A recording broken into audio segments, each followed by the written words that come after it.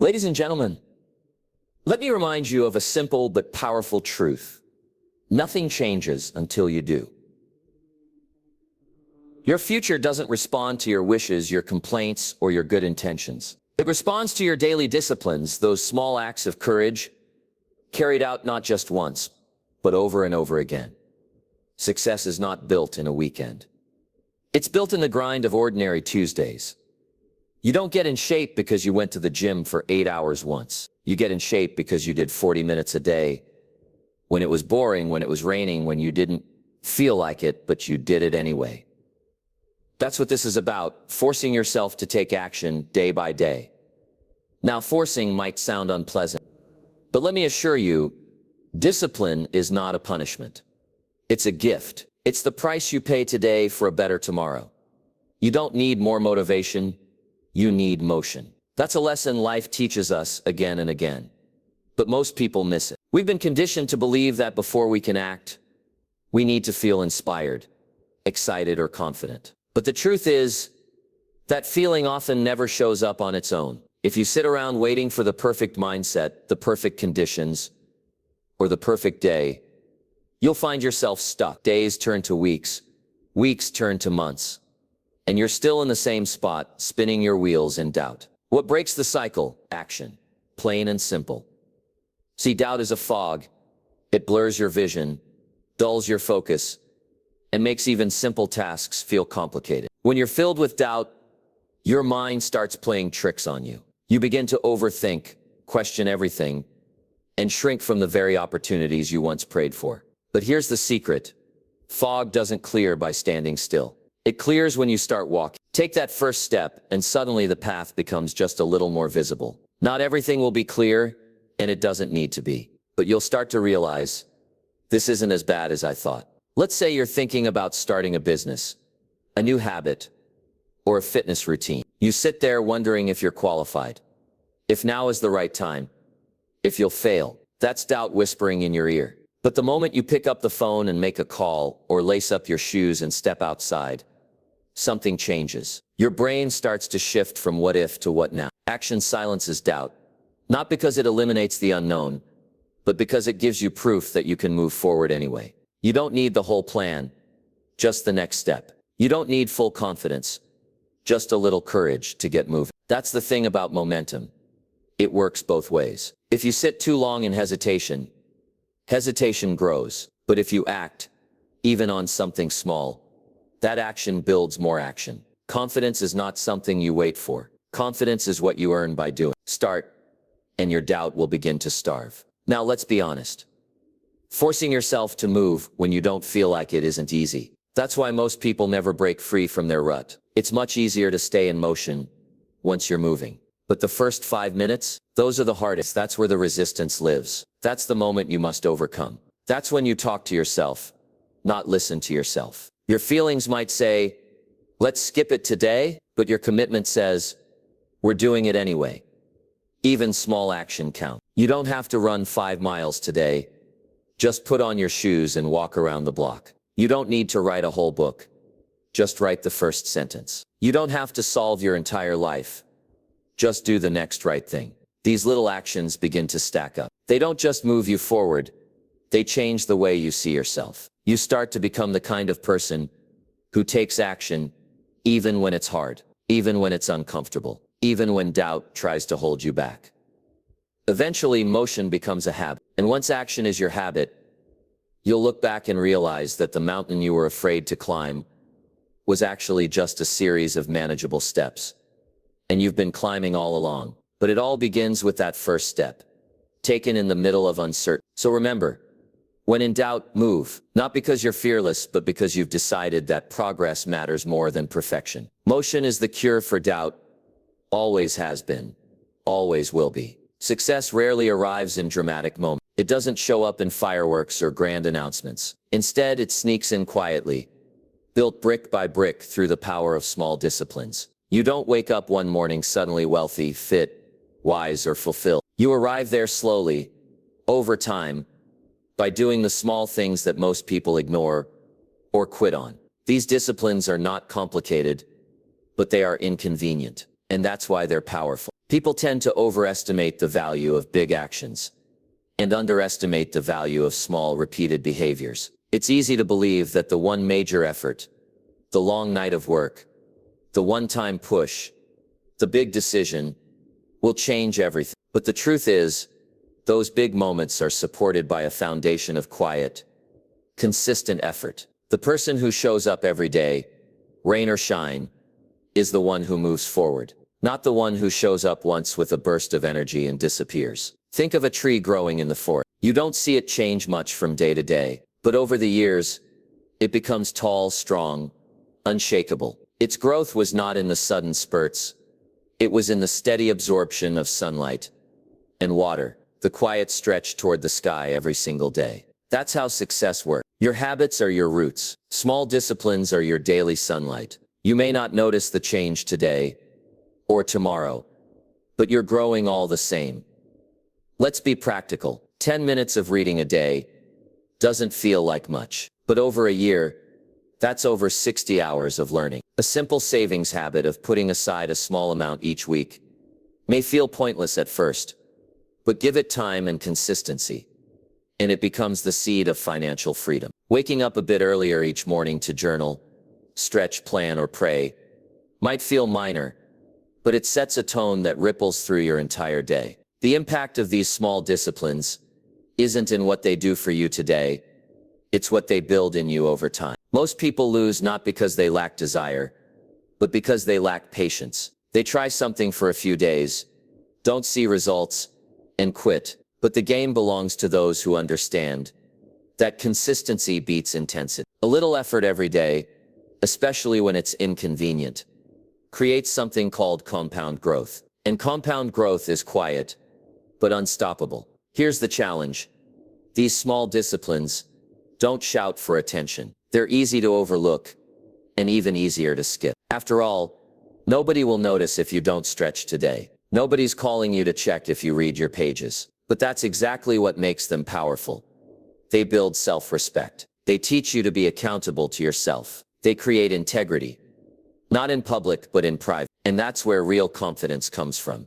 Over time, the small things that once felt like effort become automatic. You train your body, your mind, your will. You build systems into your life that work for you, even on the days you don't feel like working. And that's when life starts to shift. That's when you wake up and realize you've become the kind of person who follows through, who takes care of business, who is moving quietly, steadily toward the life you imagined. So don't underestimate the power of the small things. They are not optional. They are not filler. They are the work. Small disciplines, done daily, build strength of character, clarity of mind, and stability in life. Keep doing them. Keep stacking them. Over time, those small bricks become a fortress. One day you'll look around and see what you've built, and you'll know it wasn't luck or genius. It was discipline, practiced in the quiet hours, day by day. Excuses are clever.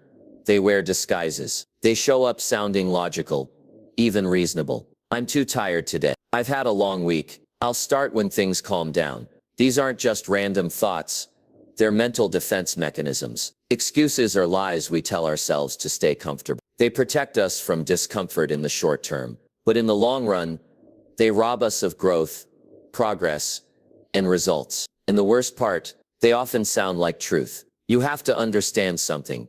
Excuses don't always show up as laziness. In fact, they usually come dressed as wisdom. You'll hear people say, "I need more research before I begin," or "It's not the right time." On the surface, those statements seem thoughtful, but underneath, they're just fear with a good vocabulary. Most people don't realize they've been tricked by their own mind. They're not making decisions.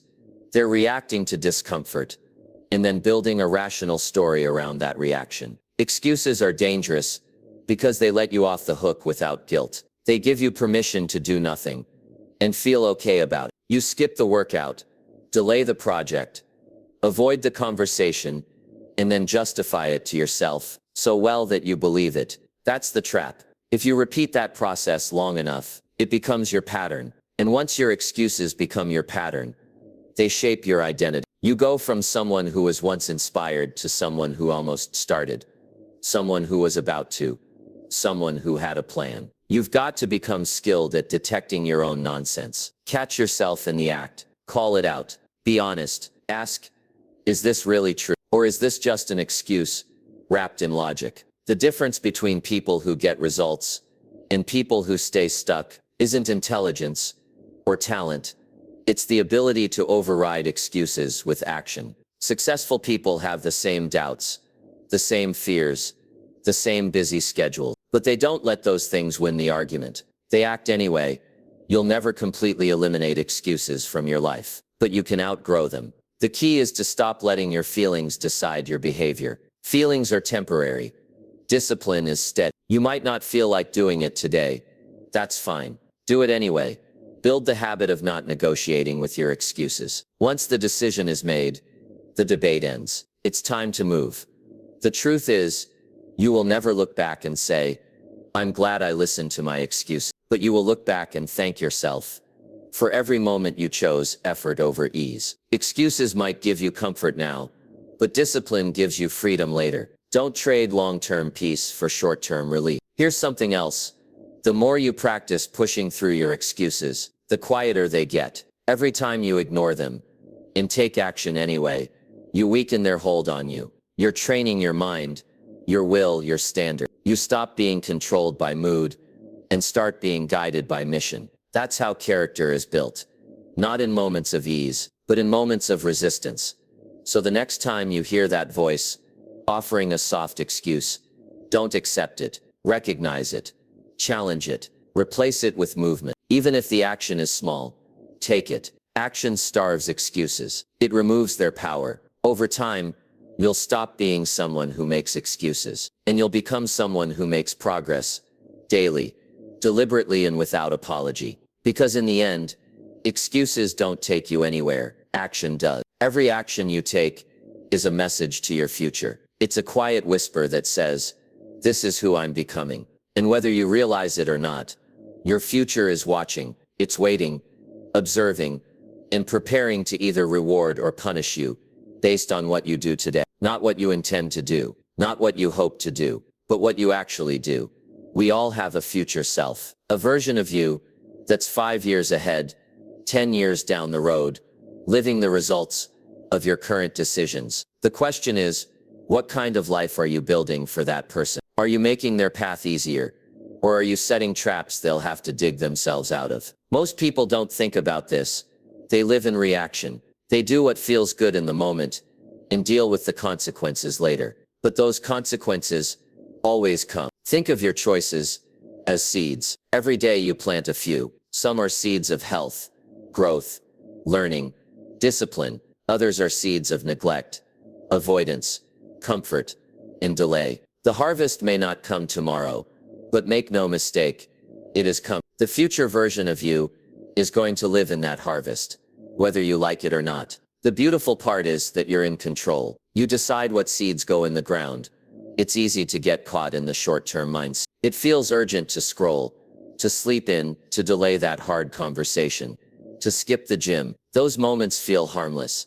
And individually maybe they are, but they compound. One missed workout becomes a week. One ignored problem becomes a crisis. One day of procrastination becomes a lifestyle. And before you know it, your future self is paying the price for your present comfort. But the opposite is also true. One good decision turns into momentum. One hard choice builds strength. One day of discipline becomes a standard. And eventually, your future self is walking through doors that only opened because you chose action when it was difficult. That's what makes this so powerful.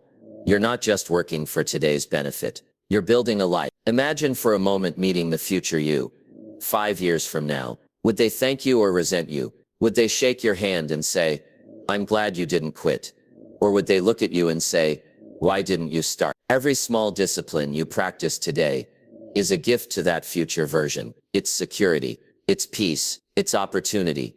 We tend to overestimate what we can do in a week and underestimate what we can do in a year or 5. But all of that starts with daily action. You don't have to know exactly where the road leads. Just make sure that every step is headed in the right direction. One good decision at a time. Stack them, repeat them, Let your actions today be something your future self is proud of. You have more control than you think. You can't change the past, but you're writing tomorrow's story with today's choices. And if you start to live with that awareness, that the future is being shaped right now, you'll begin to take yourself more seriously. Not in a heavy, burdensome way, but in a powerful, intentional way. Live today as if someone important is depending on you, because they are. That person is you, just further down the line. Give them something to work with. Give them strength, options, and peace of mind. Take action, not just for now, but for the version of you that's waiting. Because your future is watching,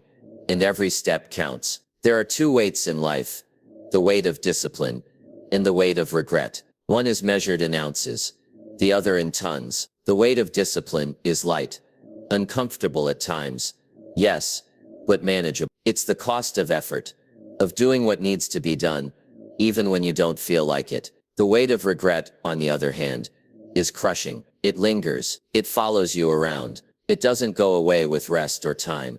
It sits in your chest and whispers, "You could have done more." Too many people choose ease in the moment, unaware they're borrowing pain from the future. They skip the workout, stay in bed, procrastinate on the project, avoid the conversation, because it's easier right now. But ease now usually means difficulty later. And what's most painful isn't just the missed opportunity. It's knowing that it was your choice, that you had a say, that you could have done something, but didn't. That's the thing about regret. It doesn't just remind you of what happened. It reminds you of what didn't happen. The job you didn't apply for, the idea you didn't act on, the health you didn't protect, the book you didn't write. These things don't come back around the way we wish they would. Some chances are one-time doors. They don't. And when you stand on the other side of time, looking back, you don't feel proud of the reasons you avoided them. You feel the weight of all the some days that turned into nevers. Discipline, by contrast, feels hard only for a little while. It's setting the alarm and actually getting up. It's saying no to dessert when you've already had enough. It's picking up the phone to have the conversation you've been dreading. It's opening the book instead of scrolling. These aren't dramatic, heroic things, but they require effort. They demand intention. And that's where most people check out. They want the result without the responsibility. They want success without sweat. But that's not how life works. Every day, you're carrying one of these weights. You're either paying the light price of discipline or racking up a heavy debt of regret. The good news, you get to choose. You are never forced to carry regret. You can trade it in right now by choosing action. That's the beauty of discipline. It puts you in the driver's seat. It says, yes, this is uncomfortable. Yes, this requires sacrifice. But I choose it because I refuse to suffer later for what I was too lazy to do today. And let's be clear, discipline isn't about being perfect. It's about showing up. It's about honoring your commitments to yourself, even when it's inconvenient. It's about choosing growth over comfort and vision over mood. When you do that, even just a little, you gain something priceless: self-respect. And that's the foundation for everything else. Now, you won't always feel like being disciplined. Nobody does. That's why it matters. If it were easy, everyone would be living the life they dreamed of. What separates those who build something meaningful from those who don't is their willingness to carry the lighter burden, the one that builds them instead of breaks them. So the next time you feel tempted to skip, to delay, to coast, pause, ask yourself, do I want the weight of this small effort now, or the weight of disappointment later? Because you will carry something either way. Choose the one that leads to pride instead of pain. Discipline may ask something from you today, but regret takes something from you forever. Carry the lighter weight. Your future self will thank you. Most people wait to feel inspired before they act. They sit around hoping that motivation will strike like lightning. That one magical morning, they'll wake up with energy, clarity, and unstoppable drive. But let's be honest, that day rarely comes. And when it does, it doesn't stay for long. If you rely on inspiration to get started, you'll spend more time waiting than working. The truth is, action comes first. Inspiration follows. This is where most people get it backward. They think inspiration leads to action, but in reality, it's action that sparks inspiration. You don't feel like writing, But you sit down anyway and type the first sentence. Suddenly, ideas start flowing. You don't feel like working out, but you force yourself to move. And halfway through, your energy kicks in. You weren't in the mood to make that call, but once you dial, confidence shows up. That's how it works. Motion creates emotion. Action generates momentum. Even the smallest step forward begins to shift your state. You go from passive to active, from stuck to move. You stop being a spectator of your own life and start participating in it. And the beautiful part is, once you're in motion, everything gets easier. The hardest part is always starting. Once you break through that initial resistance, the weight gets lighter, but you have to be willing to push through those first few minutes of discomfort. That's the difference between amateurs and professionals. Amateurs wait to feel right before they move. Professionals move until it feels right. They don't depend on emotion. They depend on commitment. They've learned that feelings are fickle. One day they're with you. The next they're gone. But discipline shows up whether it feels good or not. You can't build a life you're proud of by waiting for perfect moments. Perfect moments are rare, and even when they come, they don't last. You have to create your own momentum, day by day. You do that by showing up, even when you're tired, by doing the work even when the mood isn't there, by honoring your commitments, especially when no one is watching. That's how real progress is made, not in big, dramatic bursts, but in consistent, quiet movement. Here's what most people never realize. Inspiration is not a requirement. It's a reward. You earn it by taking action. You create the spark, not by sitting and waiting, but by doing. And once you get that, you stop making excuses. You stop giving power to your moods. You stop depending on the stars to align. You become someone who acts first and trusts that the fire will catch. There will be days when the alarm goes off, and you don't feel like getting up. Get up anyway. There will be moments when the work feels boring, tedious, or heavy. Do it anyway. Why? Because every time you act without needing to feel inspired, you build strength. You train your will. You prove to yourself that you're not controlled by your emotions. You're led by your And the beautiful twist is, the more you act without waiting, the more inspiration you'll feel. Not because it magically appears, but because you've earned it. You've built the momentum. You've created the rhythm. That's when the work starts to feel right. Not because it's easy, but because it's aligned with who you're becoming. So stop waiting for the perfect moment, the perfect feeling, the perfect plan. Start where you are. Move your feet. Take the first step. Don't chase inspiration. Create. Because once you do, you'll realize you never needed to feel ready. You only needed to begin.